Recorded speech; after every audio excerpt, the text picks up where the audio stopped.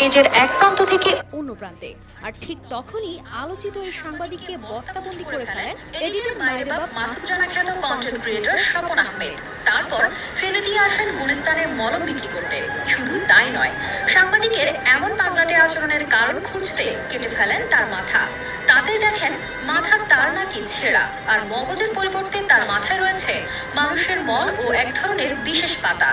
এটা কি রে ভাই? আরে মানুষের মাথায় তো আমরা উদাহরণ দিই যে গরুরে ভর্তি, কিন্তু এখানে তো তার মাথার ভিতরে তো গরুর গুণ না, তার মাথার ভিতরে দেখতেছি মাঠের অলরাউন্ডার আমি, আর ঘরের allrounder Tilex. Tilex toilet cleaner, clean মানেই টাইলক্স। মানুষের পটি পাতা, এই যে শুকনা পাতা, এই শুকনা পাতা সে কিভাবে আমি জানিও না।